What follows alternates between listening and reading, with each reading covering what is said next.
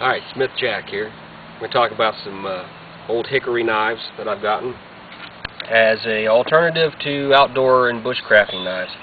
Rather than, you know, everybody these days are talking about all your expensive knives like Essie knives or Becker BK this or, you know, I don't Tops knives, whatever. There's a bunch of them out there. They're all expensive. You know, they cost anywhere from $60 to $120, $200 for a bushcrafting knife. Not everybody has that kind of money. You can pick up an old hickory knife in a yard sale or flea market for $2 or $3. You can buy these new knifecenter.com for $10, $15 maybe, depending on which one you get. And they have a whole selection of them. And you can get knives that look like this one here. This is a butcher knife, and it's what is it again? 7 inches long. Yeah, 7 inches long. And they make one of these. It's 18 inches long. I used to have it. I bought one just to use for a machete, but it was supposed to be like a cabbage knife. So up here on the end of the blade, it's like a shovel, not even sharpened. I had to sharpen it, but these are sharpened all the way down.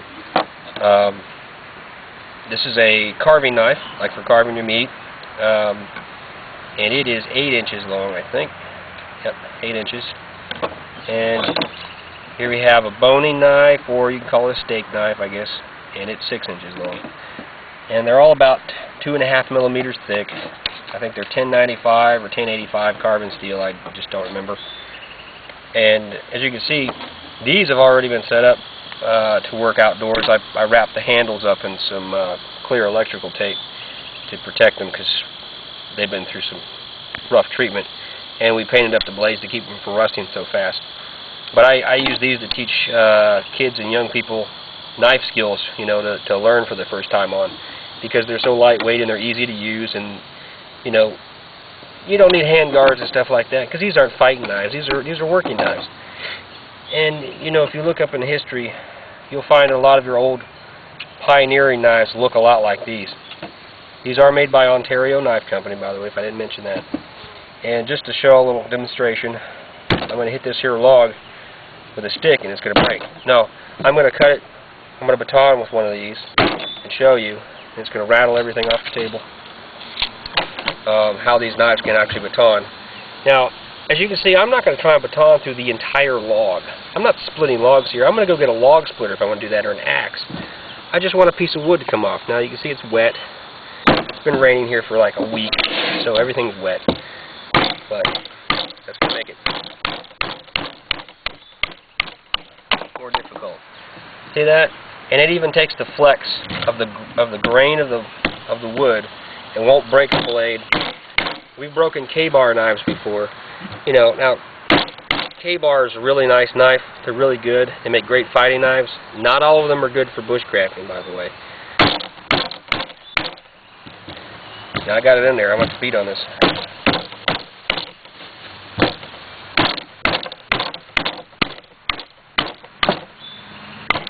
See that? Not bad, right?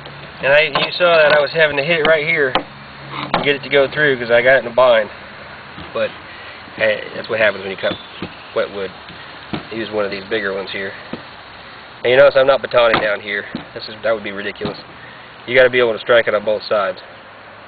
This isn't a lesson in batoning. I'm just demonstrating knives, though.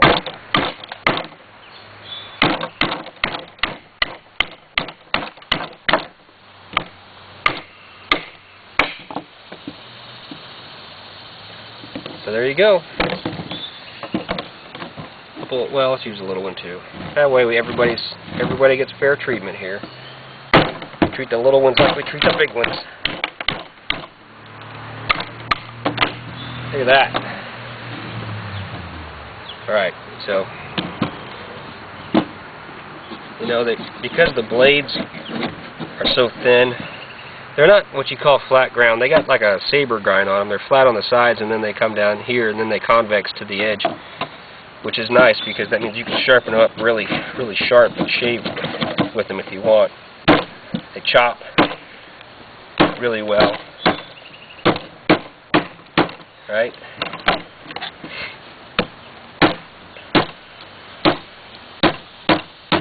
Now the carving knife is a little lighter I don't know how. I guess because it's thinner this way. They're the same width, but you know, this has more body right here. You can just feel a little more weight on the end than this one. This one's probably be better for lighter tasks. But you can see you can still chop these pretty good. Not as much with this one. Not that kind of knife, I guess. But yeah, you can buy one of these at a yard sale, flea market, a couple of dollars. Get you a piece of rawhide leather, punch holes in it, sew it together, make you a little one of those nice sheaths that fit all, you know, the knife fits all the way down in, and go into the woods with it. And you're not out $200. All right. Smith Jack, USMC. Thanks for watching, and pick you up one of these Ontario Knife Company Old Hickories.